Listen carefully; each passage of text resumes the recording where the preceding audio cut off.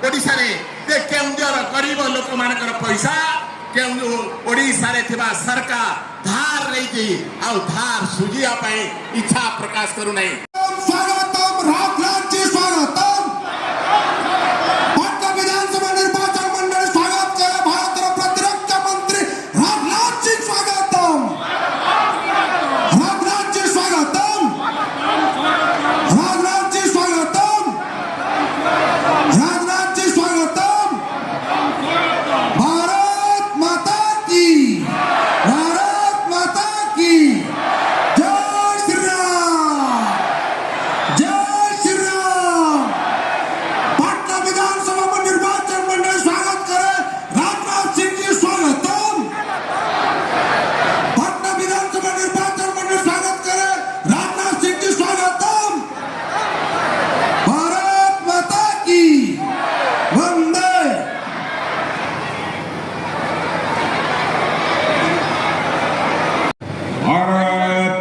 की बहुत बुलंद आवाज। भारत सरकार के मंत्री श्री फग्गन सिंह जी कुलस्ते, मध्य प्रदेश राज्यसभा राजस्थान के राज्यसभा सदस्य श्री चुन्नीलाल जी चौरसिया और यहाँ से लोकसभा के कैंडिडेट श्री अनंत नायक जी, एमएलए के कैंडिडेट श्री अखिला नायक जी, डिस्ट्रिक्ट प्रेसिडेंट श्री अंशुमान सबूजा मोहंता वर्मा और हमारे मुरली मनोहर शर्मा एमएलए कैंडिडेट शंकुआ, वाह बहुत अच्छे। और यहाँ मौजूद मेरे सभी सम्मानित बहनों भाइयों, एक बार बोलिए भगवान जगन्नाथ की, माता सुभद्रा की, बलभद्र जी की, भगवान बिरसा मुंडा की। बहनों भाइयों, मैं उड़िया में नहीं बोल सकता। मैं जानता हूं उड़िया बहुत ही अच्छी भाषा है, बहुत ही मीठी भाषा है, लेकिन दुर्भाग्यवश मैं उड़िया में नहीं बोल सकता। इसलिए मैं आप सबके सामने हिंदी में ही अपने विचार व्यक्त करूंगा। मैं समझता हूं आप सभी लोग समझ लेंगे। वाह बहुत अच्छा। लेकिन पहले यहाँ की भाषा, एठी उपस्थिता भाई ओ मौड़ी मानंकू मोर जोहार।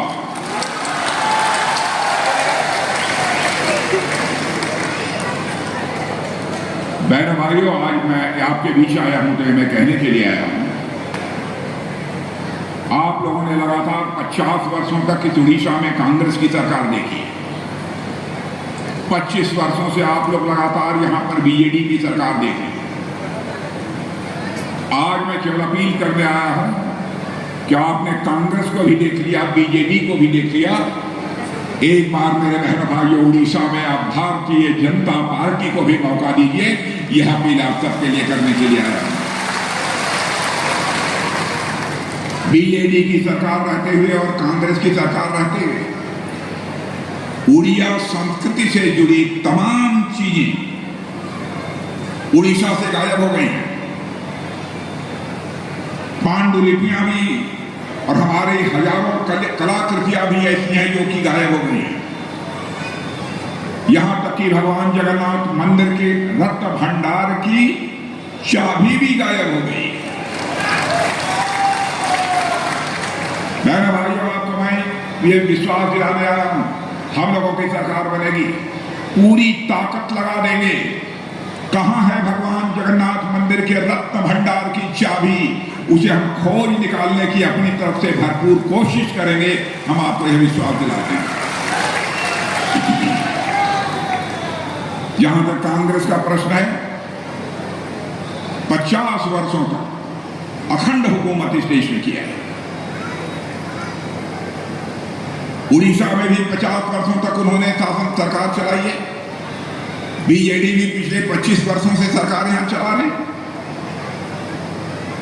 लेकिन मैं देख रहा हूं, इन लोगों के शासनकाल में इस देश का, इस राज्य का विकास जितनी तेजी के साथ होना चाहिए, यह विडंबना है कि उतनी तेजी के साथ नहीं हो पाया।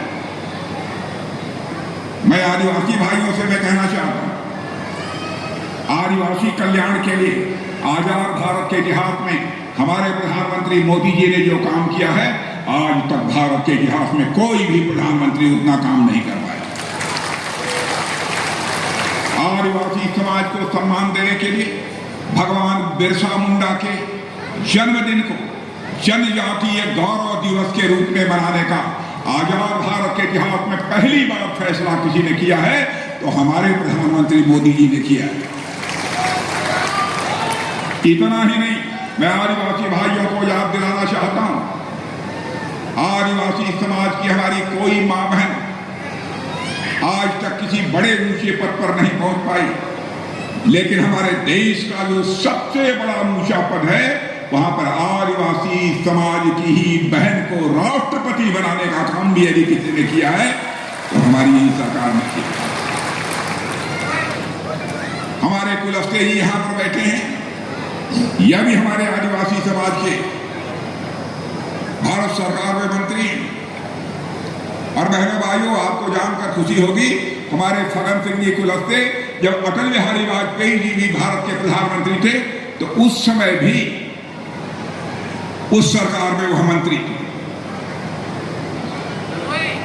उड़ीसा का जहां तक सवाल है, उड़ीसा में नवीन बाबू ने तो अजीबोगरीब हालात पैदा कर दिए।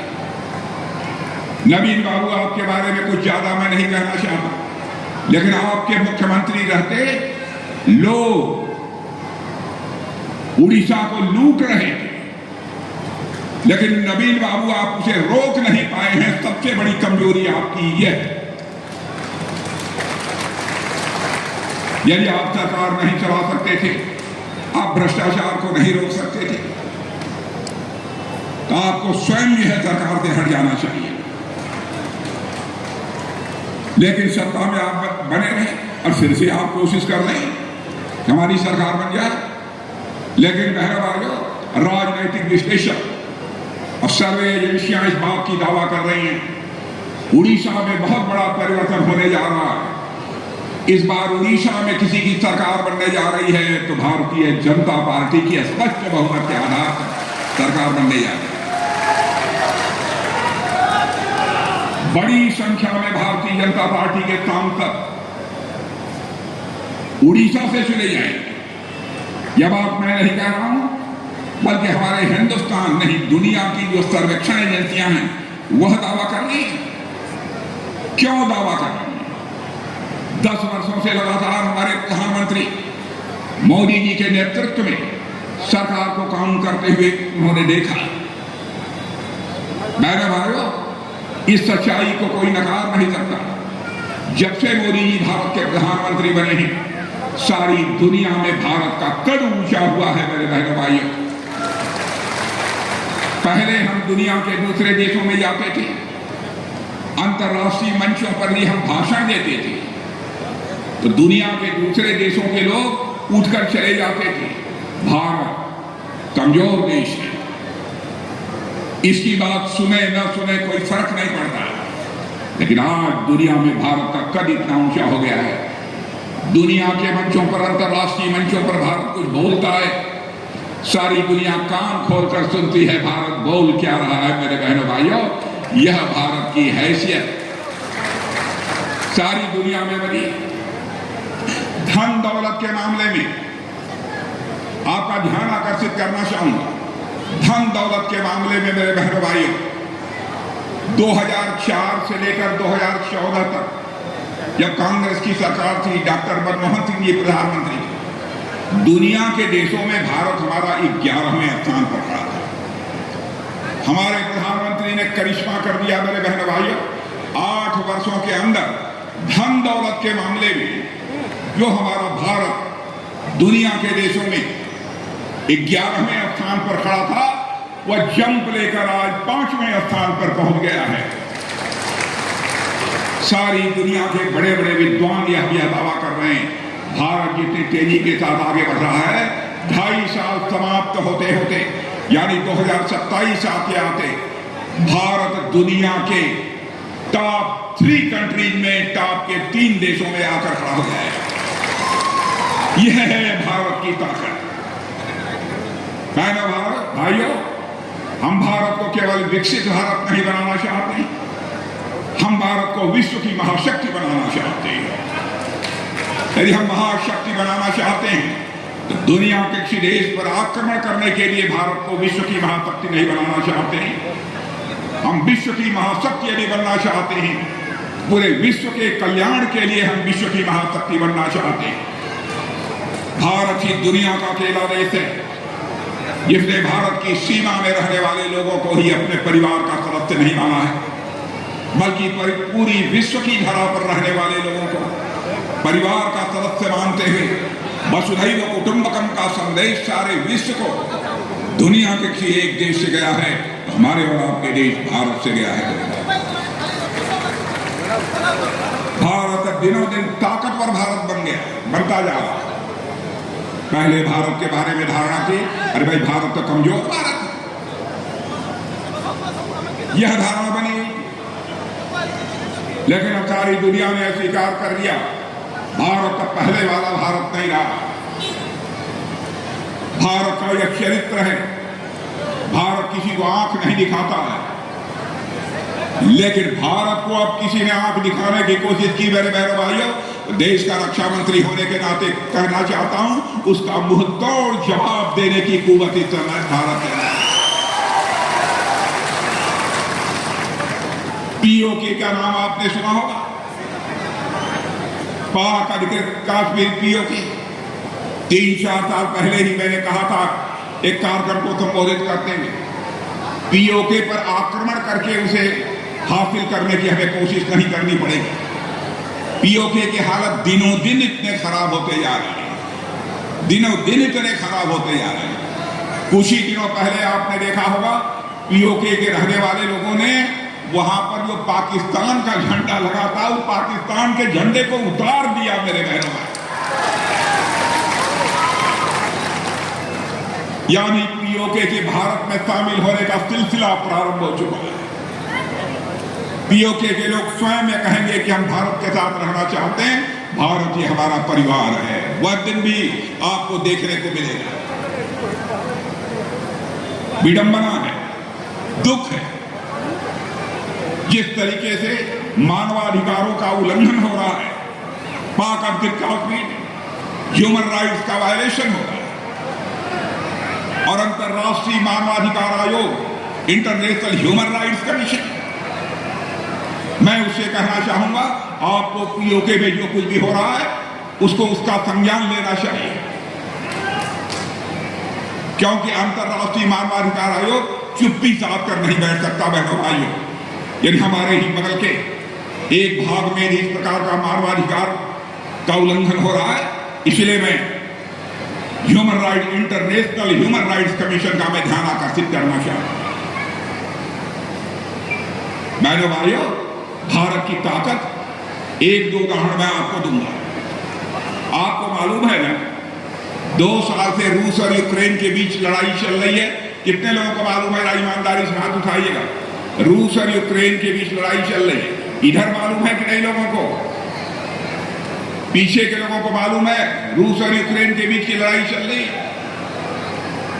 बहनों भाइयों, आज के 2 साल पहले रूस और यूक्रेन के बीच जब लड़ाई शुरू हुई, रूस की तरफ से भी बम, गोले, तो मिसाइलें चल रही थी। यूक्रेन की तरफ से भी बम, गोले, तो मिसाइलें चल रही थी। लेकिन हमारे भारत के लगभग 30,000 बच्चे, वहां पर कोई मेडिकल की पढ़ाई कर रहा था, कोई इंजीनियरिंग की पढ़ाई कर रहा था, कोई वहां पर मैनेजमेंट का कोर्स कर रहा था। उनके माता पिता जो भारत में रहते थे, उनको इस बात की चिंता हुई कहीं ऐसा न हो रूस से चलने वाली मिसाइल, बम, तो यूक्रेन में रहने वाले, पढ़ने वाले हमारे बच्चों पर कहीं न गिर जाए, नहीं तो उनकी जिंदगी के साथ बहुत बड़ा हादसा हो जाए। और सारे भारत में रहने वाले माता पिता आंखों में आंसू लेकर दुखी होकर प्रधानमंत्री मोदी जी से मिले। बहनों भाइयों, मैं प्रत्यक्ष साक्षी हूं। मैं कहना चाहता हूं, हमारे प्रधानमंत्री ने क्षण भर की देर नहीं लगाई और उन्होंने रूस के राष्ट्रपति मिस्टर पुतिन से बात की और साथ ही यूक्रेन के भी राष्ट्रपति मिस्टर जेलेंस्की से बात की। और आपको जानकर खुशी होगी मेरे बहनों भाइयों, मोदी जी के बात करने के कारण 4.5 घंटे के लिए रूस और यूक्रेन का युद्ध रुक गया और हमारे 22,000 बच्चे चलकर वहां पर भारत आ गए। यह भारत की प्रतिष्ठा इतनी बड़ी है। हमारे प्रधानमंत्री अब दुनिया के दूसरे देशों में जाते हैं, कल्पना नहीं कर सकते मेरे बहनों भाइयों, भारत की ताकत का लोगों को एहसास है। हमारे प्रधानमंत्री को कोई बास कहकर पुकारता है, बास। कोई कहता है मोदी द ग्रेट, मोदी महान है। और आपने देखा दुनिया के एक देश के राष्ट्रपति ने हमारे भारत के प्रधानमंत्री के प्रति सम्मान व्यक्त करते हुए उनका पैर छूने की कोशिश की। यह है हमारा भारत मेरे बहनों भाई। कितनी तेजी से भारत बढ़ रहा है, लेकिन पीड़ा होती है जिस तरीके की हरकत बीजेडी की सरकार ने उड़ीसा में की। नवीन बाबू, आपका मैं बहुत सम्मान करता, लेकिन आपके आंखों के नीचे भ्रष्टाचार हो रहा था, आप रोक नहीं पाए।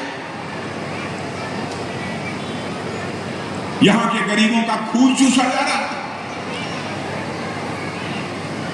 उनके पसीने का जो सम्मान किया जाना चाहिए वो आपके सरकार के द्वारा नहीं किया गया। कहां ले जाना चाहते हैं? उड़ीसा को। मैंने भाइयों, मैं वह दिन भूल नहीं सकता, काला हांडी को लेकर उड़ीसा केवल भारत में सारी दुनिया में लोगों ने बदनाम किया। काला हांडी के भी हालत बदल गए।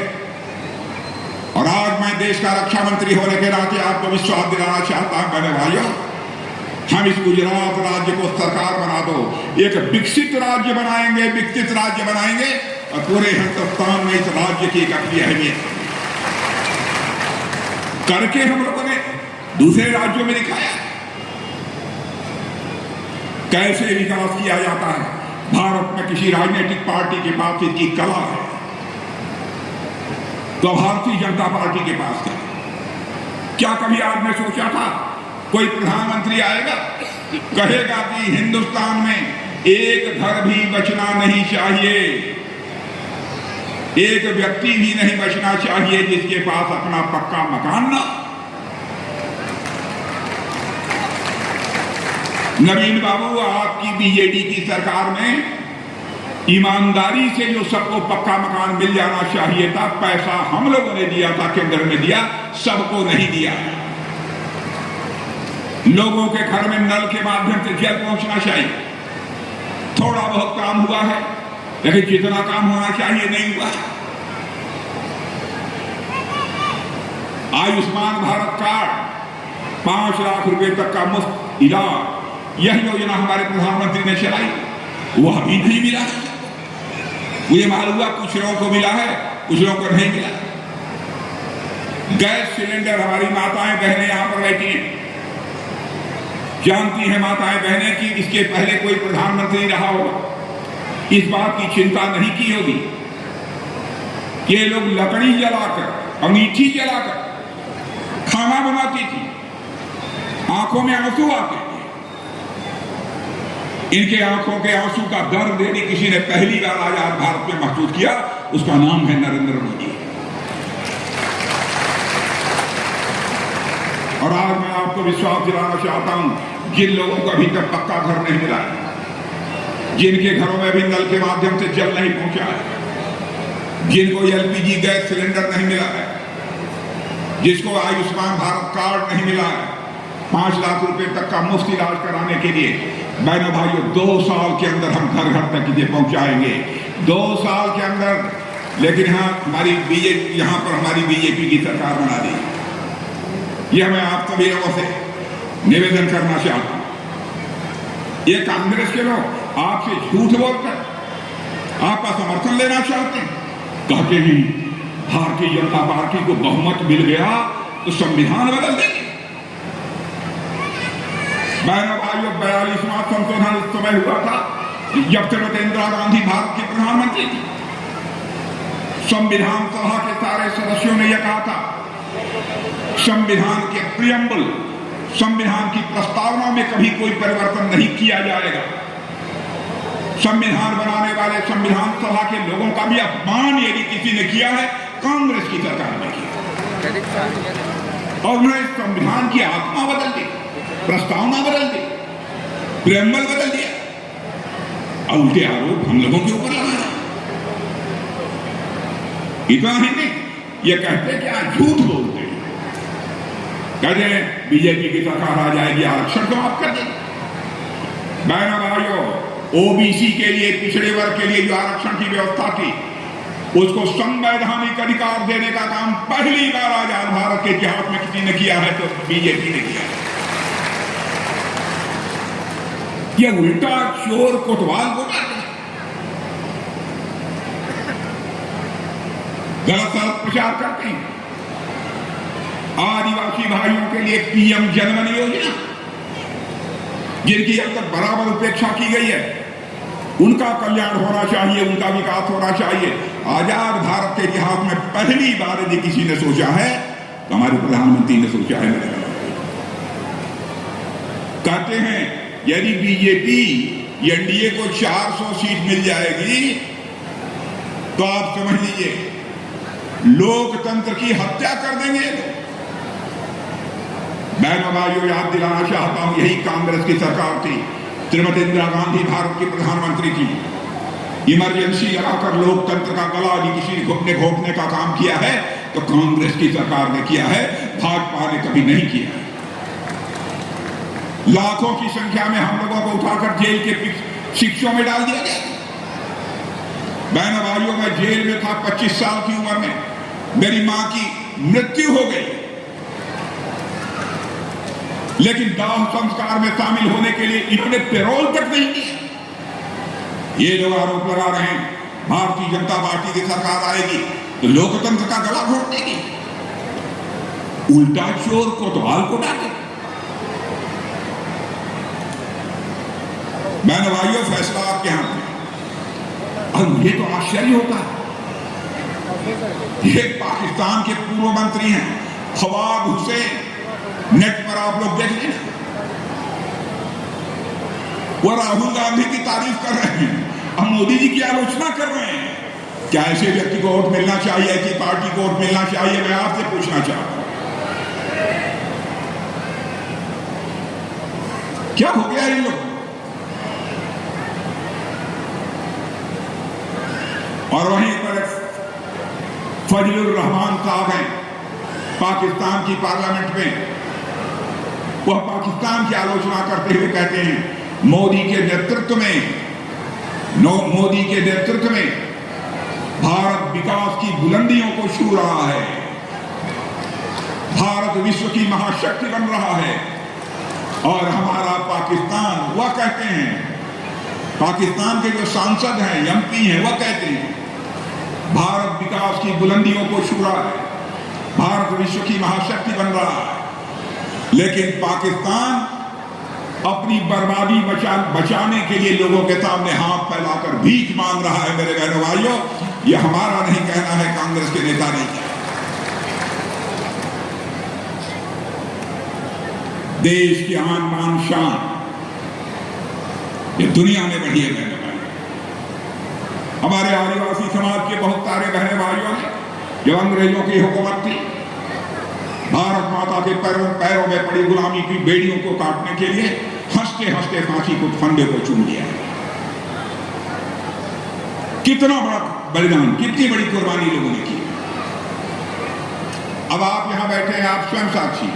कोरोना बीमारी यहां पर थी कि नहीं? कोरोना की थी कि नहीं? जरा पीछे के लोग हाथ उठा के बताइए, कोरोना था कि नहीं था? मेरी बात सुन लीजिए और इसकी आप पुष्टि कर लीजिएगा, बात सही है कि नहीं। क्योंकि बहनों भाइयों, मैंने राजनीति जिंदगी में की है, जनता की आंखों में धूल झोंक कर राजनीति नहीं की है, जनता की आंखों में आंख डालकर मैंने राजनीति की है। और मैं कहना चाहता हूं, जो मैं कह रहा हूं इसमें कुछ भी गलत नहीं है। कोरोना का संकट आया था, भारत दुनिया का अकेला देश है, यहां तक कि अमेरिका हो, चीन हो, रूस हो, कोरोना का प्रभाव दुनिया में सभी जगह है। लेकिन दुनिया के हर देश के नागरिक को कोरोना का टीका, कोरोना की वैक्सीन 2 डोज 3 डोज नहीं लगी है। लगी है दुनिया में कोरोना की टीका, कोरोना की वैक्सीन केवल भारतवासियों को 2 डोज और 3 डोज लगी है। मेरे बहन भाइयों, यह काम भी किसी ने किया है, हमारे प्रधानमंत्री ने किया। 5 किलो मुफ्त राशन संकट की घड़ी में हमारा गरीब भूखा न रह जाए, इसकी चिंता किसने की? हमारे प्रधानमंत्री ने। और बहनों भाइयों, 5 किलो मुफ्त राशन जो आज के 3 साल पहले शुरू हुआ था, अब तक चला रहा है। अगले 5 साल तक हर व्यक्ति को 5 किलो मुफ्त राशन मिलता रहेगा। लेकिन एक बात मैं बताऊं, ईमानदारी से जवाब देंगे आप? बोले बोले पीछे के लोग बताइए, बताएं। लेकिन सही हो तब तो ताली हो जाए, न सही हो तो मत बोलिए। मैं दावे के साथ कह सकता हूं, अधिकांश परिवार हमारे भारत में ऐसे हैं, केवल उड़ीसा की बात नहीं, पूरे भारत में एक परिवार में 1 नहीं 2 3 4 5 लोग 5-5 किलो हर महीने राशन ले रहे हैं। बहनों भाइयों, खा भी रहे हैं और बच रहा है तो बेच भी रहे हैं। यह हमारे प्रधानमंत्री का तरीका। क्या कभी किसी ने कल्पना की थी? इसलिए बहनों भाइयों, मैं आपसे निवेदन करने आया हूं, इसलिए मैं आप सभी से निवेदन करने आया हूं, जिता देंगे इन लोगों को। अरे पीछे के लोग आप जिता दोगे नहीं लोग, जल्दी करो भाई।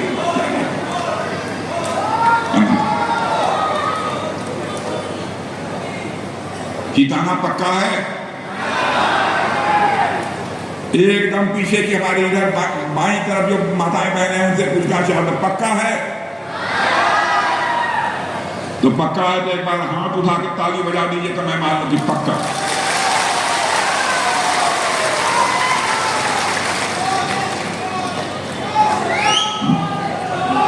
हमारे अनंत नायक, यह जो हमारे यहाँ के एमपी के कैंडिडेट हैं, वैसे आप लोगों को मालूम नहीं होगा, अनंत नायक को मैं बहुत अच्छी तरह जानता हूँ। आज से नहीं, पहले से जानता हूँ।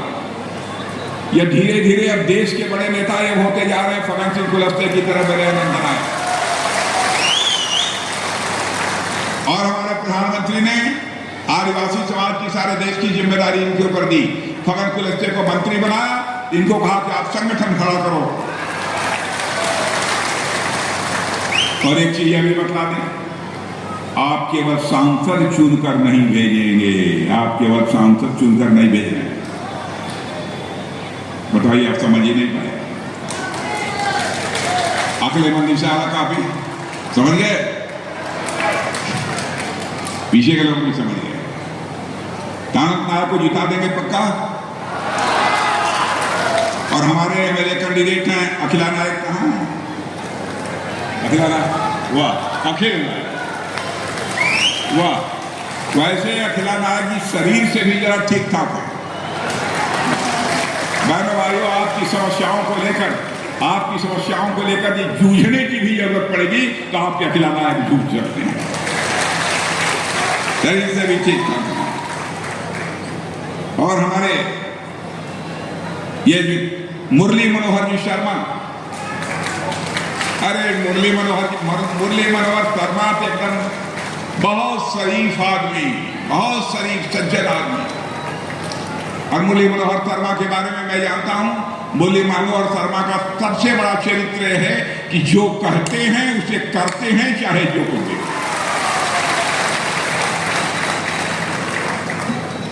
तो जिता देंगे पक्का, मैं चलूं पक्का ना।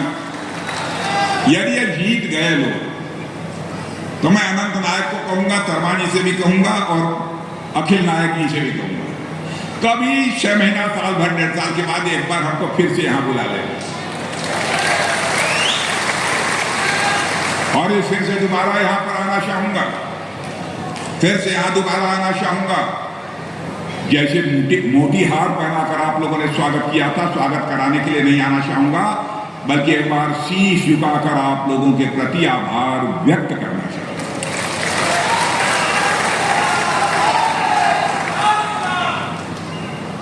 अभी हमको सूचना मिली है कि हमारे केवंझर की रानी सुनंदनी भंजदेव जी भी आने वाली थी, लेकिन कुछ ऐसे कारण हो गए कि ये कहा गया कि अब रहने दीजिए, इसलिए वो नहीं आ पा रही। लेकिन आप सब यहां पर मौजूद हैं इतनी बड़ी संख्या में, आप सब को मैं एक बार पुनः धन्यवाद देता हूं और एक बार मैं नारा देता हूं, बोलिए भारत माता की। बहुत बहुत